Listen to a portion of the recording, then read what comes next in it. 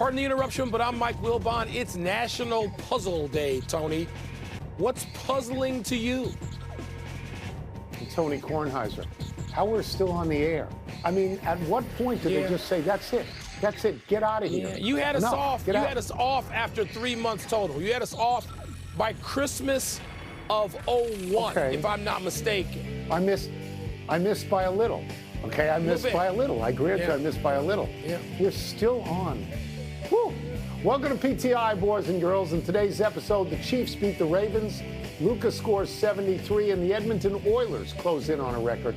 But we begin today with the 49ers coming back from 24-7 at the half, and at one point scoring 27 unanswered points and beating the Lions last night 34-31. This was a thrilling game. I watched all of it, not like me. Wilbon, do you see the second half as the 49ers winning the game or the Lions losing the game? Well, the 49ers winning. I mean, that's what we've come to expect of them. We watched it all year. We praised their offense for being great all season while also having a defense that can stifle you over a period of time. That period of time would be most of the second half against Detroit on Sunday. So they won the game. They're playing at home. I think what may have surprised some people is that Brock Purdy has gone from game manager to big playmaker. I mean, he had a couple of 21-yard runs. He extended plays. He made plays. You can't just sort of put him in a box anymore. He did that with all of the weapons the 49ers have. The 49ers went into this game as a favorite. They went into this game with the praise of a season, except for a 3-game losing streak there in the middle. So I don't know that all that much surprised us. I know at 24-7, you had this thing. You were about to turn off the TV until I talked you off the ledge. And I'm like, wait a minute. The 49ers are the real deal here, and they were the real deal. So I don't want this to sound like I'm saying the Lions lost the game, because I also agree with you that the 49ers won the game. But there was a period of time there in the second half, Mike, they had to get a touchdown and a field goal late to tie the game. They had to get 2 scores. I thought they were late in scoring. I thought they should have kicked a field goal before that and then kept their 3 timeouts. Yes, and tried to get down the field. Now, on the 4th down, I will say they scored a touchdown. But on the 3rd down, it was a running play, and they had to burn a timeout in order to get set up for the next play. And Dan Campbell, I know you said this about the guy who used to be with the Chargers, that he went for 4th down too much. Dan Campbell went on 4th down more than any coach in the league this year. I think it made his players love him, I do. But in the second half here, I think it hurt a little bit. There was a drop pass. There was a missed pass. There was another play on the first play of a possession where the Lions fumbled, and it led to a pretty easy score by San Francisco. So it sounds like I'm saying the Lions lost, but I think you're right. I think the 49ers won. They had 27 points in the second half. And as you say, Purdy made great plays with his legs. What was remarkable to me, Mike, and maybe this was play calling, in the first half, the Lions gashed the 49ers, yards after catch and yards after contact. And the second half, they made some sort of an adjustment. That didn't happen in the second half at all. This was the second playoff game in a row I thought they'd lose. I thought they'd lose to the Packers. I thought they'd lose to the Lions, and they won the game. I go back to Dan Campbell for a second. Tony, I agree with you that his swashbuckling nature, his toughness, all of that he is, helped forge his team, create and forge his team. But they've already bought in. He wasn't playing for the buy-in yesterday. He was playing for the Super Bowl. And I thought those were mistakes in real time. You know I did, because I said to you, no, I don't believe in this today. The players weren't going to doubt the manifesto yesterday. They were already bought in. So play to win the game you're in now. I didn't like that part of it. And no criticism of the Lions overall. None.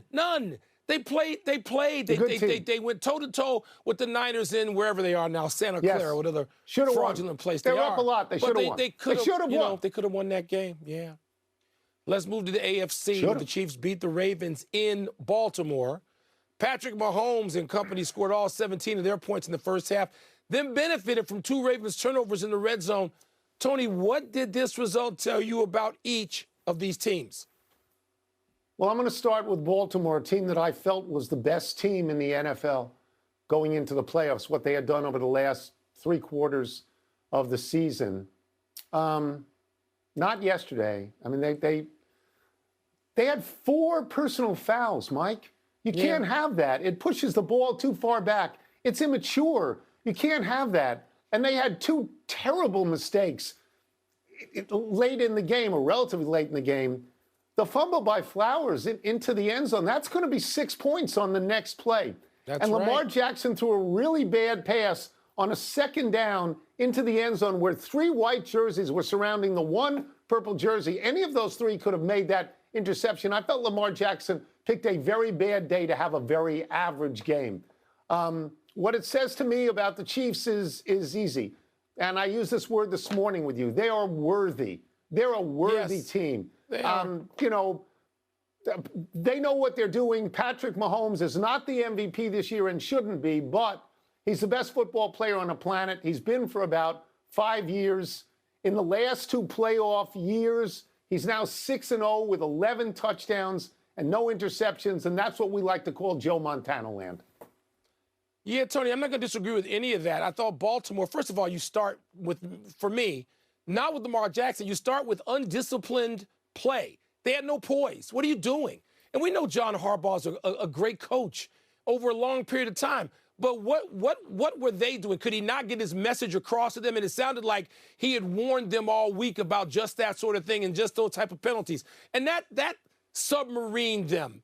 And then to go to Lamar Jackson and then Flowers, I mean, stop. I don't want to hear about well, they could have not called the penalties. The penalties were fine. The penalties were correctly called. They were. But when we get to Lamar Jackson, Tony, Lamar Jackson is just not up to the moment yet. And I'm not going to say he's never going to be that. People who say never must not be familiar with the career of John Elway, who got to the Super Bowl and got blowed out 3 times and came back late in his life at like 38 and 39 and won a couple. So I'm not going to say never about Lamar Jackson, but he's not up to the moment yet, Tony, and neither was the play calling. Baltimore just did not offer their best effort yet. Run the damn ball more. Lamar should not be running all around throwing it, and he should have been willing to take off more. They were out of personality, perhaps because they wanted it so bad at home, and it got to them, it overwhelmed them. But Baltimore, there are plenty of places to fault them, and Kansas City, as you said, is a worthy champion. Yeah, everyone spent all year saying what happened to the Kansas City offense. You mentioned it every week. Including and everyone me. said all year. Including me. Well, what if, yes. Well, everyone said all year, can Mahomes win on the road? Because he never had to do it before. He just won convincingly in Buffalo, and he won convincingly in Baltimore. And you have to give them credit. They deserve so much credit. He and Andy Reid, all of them. We have a rematch. All of them, huge credit. Yeah. We have a rematch of sorts in the Super Bowl. 4 years ago, the Chiefs beat the 49ers. 49ers had Jimmy Garoppolo then. The Chiefs had Tyreek Hill. The 49ers were up 20-10 with 6 minutes and change to go. And the Chiefs got 3 touchdowns in the last 6 minutes. Well, on the 49ers are a slight favorite here. What are your initial thoughts?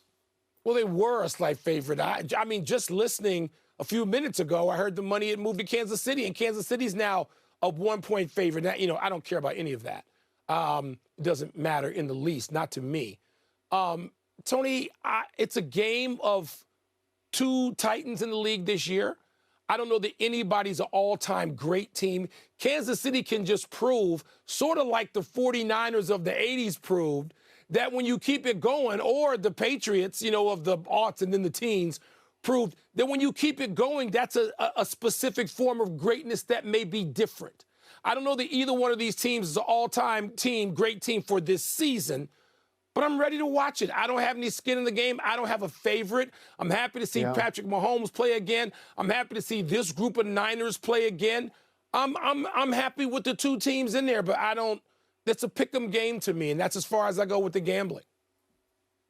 My initial thought on this, because when it opened, I thought it opened at 2 points, San Francisco -2. So my initial thought then was, are you allowing me to bet on Patrick Mahomes and you're going to give me points?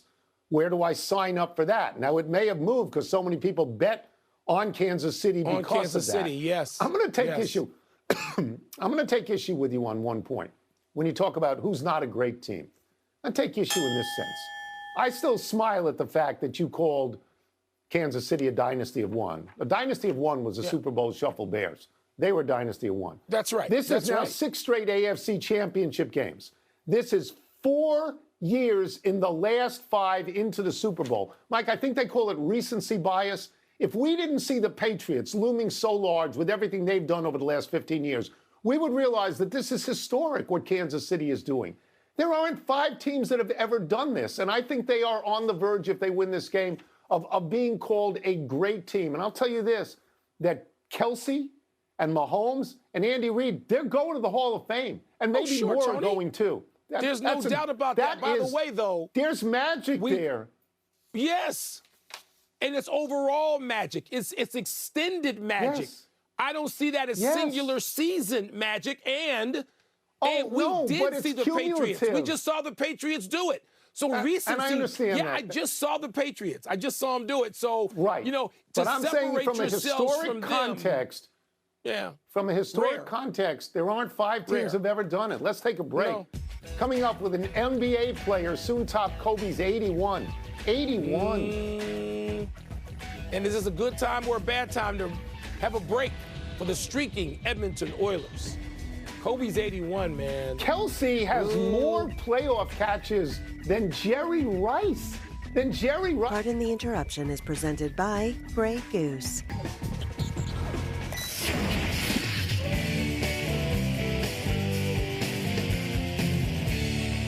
It's time to find out what's itching your britches. I like that. That's a good phrase. Let me get the first one. Time. And go to the glasses. Now that Embiid scored 70 and Doncic put up 73, do you think that someone will soon top Kobe's 81? Soon top, Tony. You know, there's certainly a feeling of can you top this in the NBA right now? And guys are competitive, and they're greatly skilled. They're lavishly skilled. And some guys can do it with the three-pointer. Doncic had 8 of them. Some guys can score 70. I think Donovan Mitchell did with 1 three-pointer. There's a variety of ways and a variety of skill sets. 81, I don't know that I see 81 coming. Because if you go past 81, the next question is wilt land, and I definitely don't see that coming. I'm going to say no to 81, and God knows by the week I could be wrong. Because, Booker he goes over 50, it's 45, 50 routinely, and various people do it. I'm going to say 81, I'm going to say no. It's outrageous how people score now. We had 4 70 or 70-plus games in the last 390 days.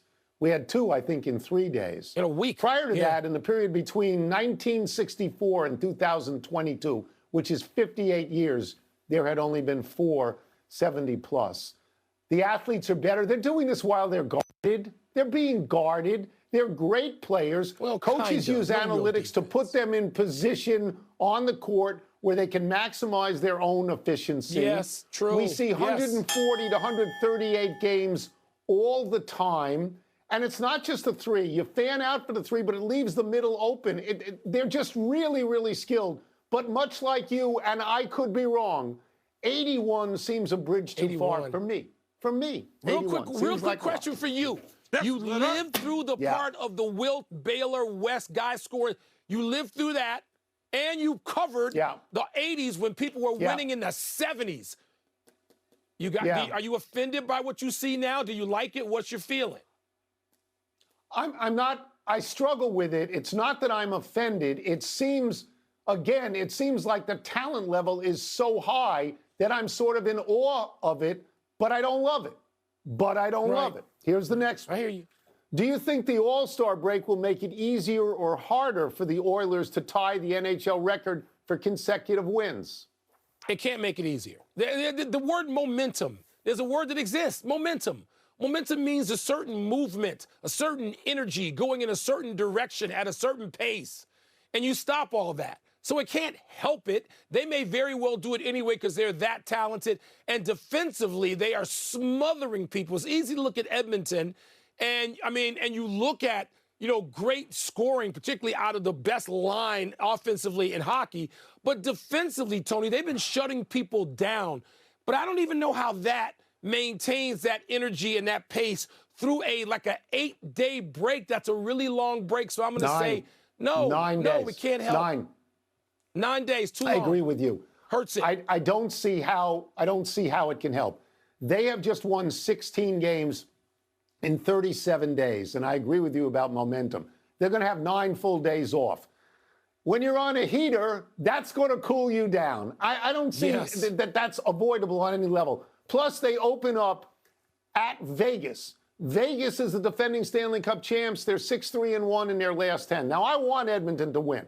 I want them to tie the record and break the record, because then it can justify firing any coach on any day in any league in the world, because that's why Edmonton is so much better. But my reaction is it cannot help. This kind of layoff cannot help. That's right. Enough email. Cannot help. Can't. Let's take one last break. Still to come, Jim Harbaugh meets Justin Herbert. Hi, Justin. I'm your new coach. What should we expect tonight from Doc Rivers in his first game as head coach of the Milwaukee Bucks? Is he going to be as good as the interim guy who's like 2-0, scoring 170 every night? He can't keep right? 1,000 winning percentage. Please sip responsibly. Part of Happy Hour. Happy time, people. Happy 59th birthday. Dominik Hasek. The Hall of Fame goalie won 2 Stanley Cups with the Red Wings in 2002 and 2008. He won the Vezina Trophy 6 different times, all with the Buffalo Sabres. But what sets Hasek apart from other great goalies like Ken Dryden and Patrick Roy, Martin Brodeur, Grant Fuhr, for example, is that Hasek was twice named MVP of the entire NHL in 1997, 1998 in Buffalo. Hasek is the only goalie with 2 MVPs. Generally, goalies settled for the Vezina Trophy, awarded specifically to them. It's like a pitcher winning the MVP when pitchers have the Cy Young Award just for them. Hasek played 16 seasons and was aptly nicknamed the Dominator. Such a great nickname. You know, the Blackhawks had Dominik Hasek early in his career. I don't know what we got in return, but it couldn't have been great. You're giving up this guy who's one of the all-time great goaltenders. Wow. Yeah. Happy anniversary, Pittsburgh Steelers. On this day 50 years ago, the Steelers drafted 4 players who became cornerstones on their 4 Super Bowl titles, and all 4 were elected to the Hall of Fame. The 4 were Lynn Swann, Jack Lambert, John Stallworth, and Mike Webster. A 5th Hall of Famer, Donnie Shell, was signed by Pittsburgh that year after going undrafted. 4 years previous, the Steelers drafted Terry Bradshaw #1 and Mel Blount in the 3rd round, and both of them were elected to the Hall of Fame, as were Joe Green from 1969, Jack Ham from 1971, Franco Harris from 1972. But 4 in one draft class, Mike, makes that arguably the greatest draft class ever, right? Tony, that list you just said, that's old-fashioned scouting. Oh, wait, there was no combine. There were no analytics. How in the world did they do that? Because people knew how to scout. I would trust scouts above all half these dopes who are running around out there now claiming they know what they know. Scouting, you can't get away from it. That draft class is insane. Happy trails to the Australian Open. We have a new major champion on the men's side in Yannick Sinner, and a repeat champion on the women's side in Aryna Sabalenka. Sinner, 22, not only beat Novak Djokovic in 4 sets in the semifinals, but came back from 2-love down to beat Daniil Medvedev in the finals. And Medvedev is now the only tennis player ever to lose 2 major finals after winning the first 2 sets. Sabalenka won her 2nd straight Aussie Open, and on the way to doing it, she beat Qinwen Zheng. On the way, she avenged a loss in the U.S. Open finals last year to Coco Gauff. She beat Coco Gauff down under in the semis. Tony, tennis, both sides, men's and women's, seem to have a posse of great players, young players. And I know we're losing some people. You know, you're going to lose Nadal and at some point Joker. And we already lost Federer.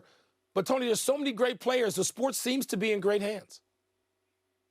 One correction, Joe Prunty, 2-1 as the interim coach of the Bucks, not 2-0. Oh. That's my mistake. Me too. But the 2 that he won, I think he won by like 70 points, something like that. Let's go to the big finish. Michigan officially hired Sharon Moore. Does that make sense? It does, Tony. It doesn't mean that it's not going to be hard. It's going to be hard, and he won't have the D.C. that he teamed up with. He's going with Harbaugh to Los Angeles. Speaking of, Harbaugh says his first meeting with Justin Herbert left him feeling a little starstruck. You believe that? Oh, please. Herbert should be starstruck and very excited to have Harbaugh. Doc Rivers makes his debut as Bucs coach tonight at the Nuggets. What do you expect? I expect the Nuggets to go real hard at the Bucs, but I expect the Bucs to be really good in return. I'm going to watch it. I think that game has some promise, some heat to it, Tony. The Telegraph reports Tyrell Hatton will get $60 million to move to the Saudi tour. Is that a good get? It's a good get for the Saudi tour. It's a great get for Hatton. It's $60 million. Ain't that the Last truth? one, Yeah. Suns at Heat, T-Wolves at Thunder tonight. Who you got? I got the Heat breaking that 6-game losing streak, I think it is. I got the Thunder bouncing back. All four of those teams coming off a loss, Tony. So, they got to get righted. Well, two of them are going to have another loss. We're out of time. That's right. We'll try and do better the next time, and I'm Tony Kornheiser. I'm Mike Wilbon. Same time tomorrow, Knuckleheads. You can get the PTI podcast on the ESPN app or Apple Podcasts. And now, here's SportsCenter.